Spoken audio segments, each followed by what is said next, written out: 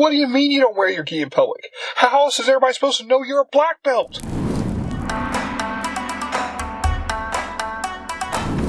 Welcome back to another Scotty Karate video. Today we're going to be going over wearing your gi in public, and if you should at all. So, there's a couple schools of thought on this. I'm going to give you my personal breakdown and what I've always heard done and the understanding of it.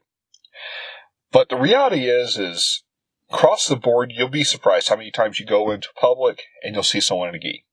Now, with that being said, it's usually kids. I mean, most adults don't do that. Now, I have seen some adults. I've also seen some older kids, probably 16 to 18 range. You go into a restaurant, you go into whatever, and they just got out of class, or maybe they're about to go to class, and they're wearing their gi, their uniform, whole thing with their belt. Now, it's just tradition. You don't wear your gi outside the dojo. And it's kind of laid out as a sign of respect. You know, it's the training uniform. It's only for training. You shouldn't be wearing it, so on. Plus, it looks really weird when you come into the dojo with a big mustard stain across your white gi. Just saying. But why? Is it just for tradition? Not to me.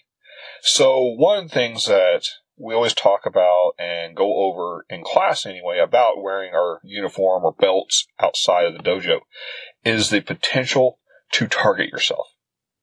Now, this is not what I would call blaming the victim, because at the end of the day, if you know about it, you're no longer the victim. So now you know. If you go out into the world and you're wearing a martial art uniform of any kind, kung fu, karate, judo, whatever, it doesn't matter, that signals to other people that you're a martial artist. Right? I mean, duh.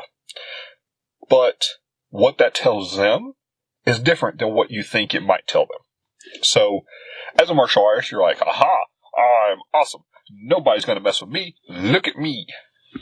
Except for most people, I'd say about 98%, solid math there, 98% don't care.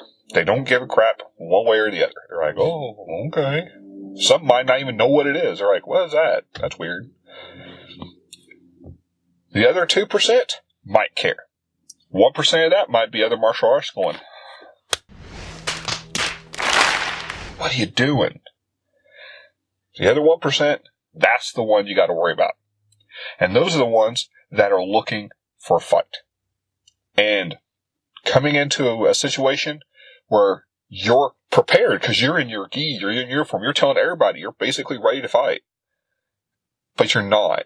I mean, you might be, but most people aren't. These kids that are walking around, Walmart or their local, restaurant, they're not looking to fight. They just got out of class, got in a car, their mom, dad took them to wherever they're going. So there's to it. They're not looking for a fight. But it is a signal to other people. So you have the ego people where they think they're just the greatest fighter ever. I've talked about it in other videos. If you want to check it out, I'll link it. But these people that want to fight and they have that chip on their shoulder they just can't get rid of, this is the problem, is they see someone, a martial artist, in their uniform, and they instantly want to fight them, want to prove themselves. Oh, I can beat up a, martial artist. Well, and this is the dangerous part. Going back to my 98% solid math number, most people don't know anything about martial arts outside of what they see on TV. And most people don't understand there's levels. So you might be a yellow belt or a white belt, brand new. You don't know any better. You just started, say this week was your first week. And then you go out and you're walking around the store in your uniform. Somebody sees a martial artist. They don't see a white belt. And that's the danger. So they, looking to fight a martial artist, see one. Now they get to fight one. They want to attack you now. First week, I mean, you're not going to know much martial arts, so you're just going to get jumped. So it's dangerous. Now, I am not saying if you're a black belt, you should be doing this either. Because just because you have the ability, and you have trained, and you are very skilled, part of martial arts, a big part, honestly, in my opinion, is situational awareness, knowing what and when to do things. So, going into a crowded bar when there's already been lots of fights, probably not the smartest idea. Also, wearing your uniform, attracting that kind of negative attention, probably not the smartest idea. These things you need to think about before you step out of the dojo. Now, I'm not going to leave you high and dry, because I understand a lot of y'all, you don't have a change of uniform, right? You're in a hurry. Say you're coming straight from work, or maybe right after the dojo, you're just wanting to get in the car and go home. Those are the situations that are really affected, right? Because if you're just walking from the dojo to your house, or to your car, and just going straight home, I mean, unless you're getting jumped in your yard going into your house, nobody's really going to care. But it's when you're like, oh, I need to stop at that gas station, or whatever on the way home, and you're still in your uniform. What do? Well, my suggestion, just in general, is to have a bug-out bag, right? Just a change of clothes in your car. Pants, shoes, socks, shirt, jacket, hat, whatever you want. But just have a change of clothes. And it might be just something you threw in the bag because you knew you're going to karate tonight, just in case. Put it in your bag. What's it going to do? Give you an extra change of clothes? Change into them. Or, if nothing else, take off the belt, the jacket, put on, now it's cold, a hoodie, a jacket, or just a different t-shirt.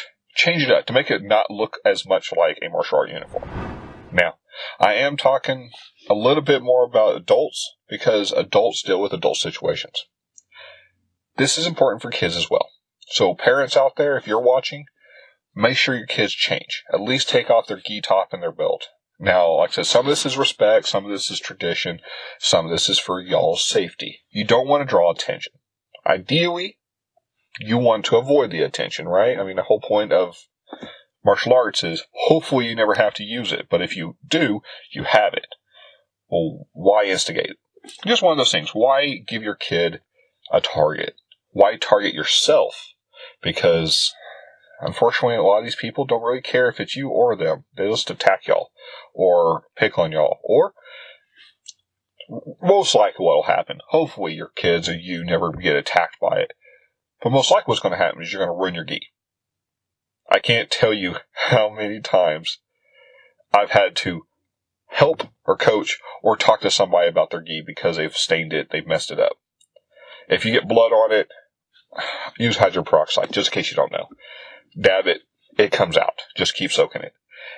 Foods and stains, so much harder. I mean, it's sad, but it's so much harder to get, say, ketchup and mustard out of a gi than it is blood. It's crazy, but it's true.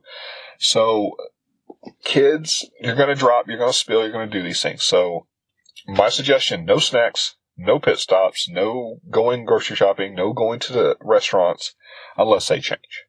That's just to save you time, effort, and money, because a lot of dojos, especially traditionals, they aren't going to let you walk in with a, mustard-stained gi. They're going to ask you to purchase a new one. So, just so you know.